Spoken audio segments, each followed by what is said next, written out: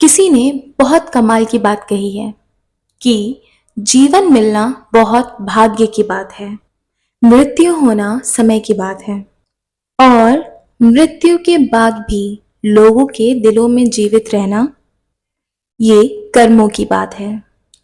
नमस्ते दोस्तों, आप सभी का स्वागत है मेरे YouTube चैनल एनलाइटेंड पाथवे में। ये कहानी है एक डॉक्टर साहब की। अपने अस्पताल में दौड़े चले आ रहे थे। वो जितनी स्पीड में चल सकते थे उतनी ही स्पीड में भागते हुए दौड़ते हुए चले आ रहे थे। जैसे ही वो ऑपरेशन थिएटर वाली लॉबी में आए, उन्हें झट से 5-6 लोगों ने घेर लिया और खरी खोटी सुनाने लगे कि अस्पताल खोल लिया है, अपने आप को क्या समझते हो, तुम अब आ रहे हो, अरे लगे होंगे किसी ऐशो आराम में, जिंदगियों के बारे में तो इन्हें पड़ी ही नहीं है। हम मरीज हैं कि इन्हें भगवान मानते हैं और इनका इंतजार कर रहे हैं और इनको इनको तो कोई सुध नहीं है, कोई चिंता नहीं है, कोई टेंशन नहीं है। हमारा बच्चा ऑपरेशन थिएटर में है, ऐसी गंभीर परिस्थिति में है, हम इंतजार कर करके परेशान हैं और ये जनाब है कि लेट पहुंच रहे हैं। डॉक्टर ने बिना कुछ गुस्सा किए ये कहा कि आप जरा हट जाइए, मुझे जाने दीजिए, मुझे काम करना है।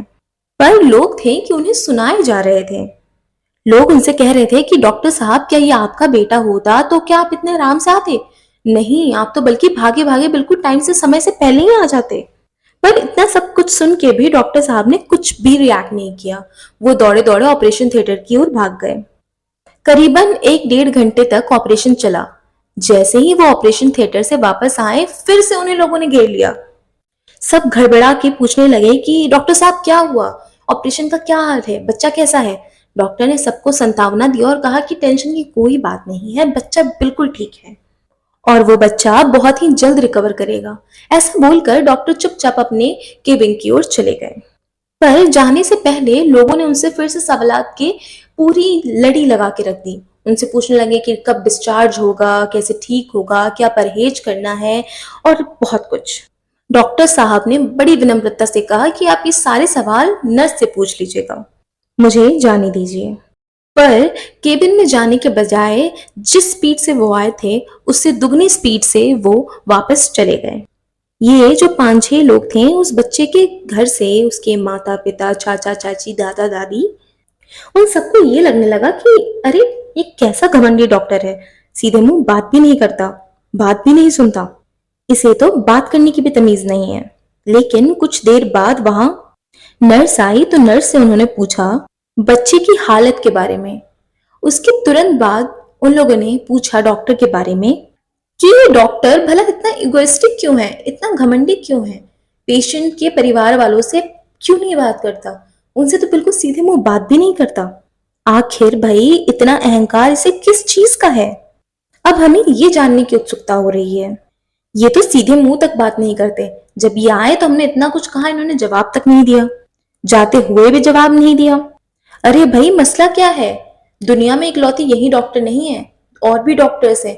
यूं तो हम मुसीबत में थे और ये सबसे पास का हॉस्पिटल था, इसलिए हम यहाँ पे जल्दी जल्दी भागे दौड़े आ गए।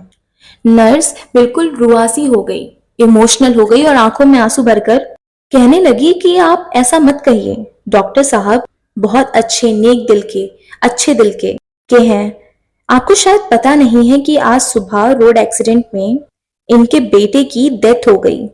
चूंकि हमारा फर्ज है कि इन्हें बताया जाए कि आज हमारे हॉस्पिटल में एक पेशेंट आया है जिसकी सिचुएशन क्रिटिकल है, तो हमने इन्हें कॉल किया अपनी ड्यूटी पूरा करने के लिए। हमने अपनी ड्यूटी निभाई। हमें ये लगा कि शायद डॉक्टर साहब मना कर देंगे। उन्होंने बिना देरी किए कहा कि मैं आ रहा हूँ, और तो और बिना देरी किए वो दौड़े चले आए और ऑपरेशन थिएटर में जाकर आपके बच्चे का सकुशल, अच्छा, सक्सेसफुल ऑपरेशन कर दिया और उसे ठीक कर दिया, और साथ ही आपको सांत्वना भी दिया कि आपका बच्चा ठीक हो जाएगा, आप उसकी चिंता मत कीजिए। और डॉक्टर साहब वापस दौड़कर इसलिए गए क्योंकि संध्या होने को आई है, शाम होने को आई है और डॉक्टर साहब को अपने बेटे का अंतिम संस्कार जो करना था। ये छोटी सी कहानी जिसका सार ये बताता है कि बिना किसी की सिचुएशन को समझे अक्सर हम रिएक्ट कर देते हैं। हम परिस्थिति को समझते नहीं हैं, बस अपनी बात को थोप देते हैं और जब बाद में हमें सिचुएशन समझ में आती है तो अंदर ही अंदर गिल्ट महसूस करने लगते हैं। इसलिए जीवन में कभी भी बिना सिचुएशन को जाने हमें रिएक्ट नहीं करना चाहिए। हमें सामने वाले की जगह पे खुद को रखकर देखना चाहिए। यूँ कहते हैं ना कि अक्सर हम सामने वाले की गलतियों के लिए सबसे अच्छे जज होते हैं, लेकिन अपनी गलतियों के लिए दुनिया के सबसे अच्छे वकील होते हैं। आइंदा से हम ये ध्यान रखेंगे कि बिना सामने वाले की सिचुएशन को, उसकी परिस्थिति को जाने बगैर हम उसके ऊपर कोई भी टिप्पणी, कोई भी कमेंट या फिर उसे कुछ भी उल्टा-सीधा नहीं बोलेंगे। हमें अच्छा बनना है, बेहतर बनना है और बेहतरीन बनने का प्रयास हमेशा करते रहना है। दोस्तों, आज की कहानी यहीं समाप्त होती है। फिर मिलते हैं एक नई कहानी के साथ। तब तक आप अपना और अपनों का ख्याल रखिए। और हाँ, जाने से पहले मेरे YouTube चैनल को सब्सक्राइब कीजिए ताकि आने वाली कहानियों से आप जुड़े रहें।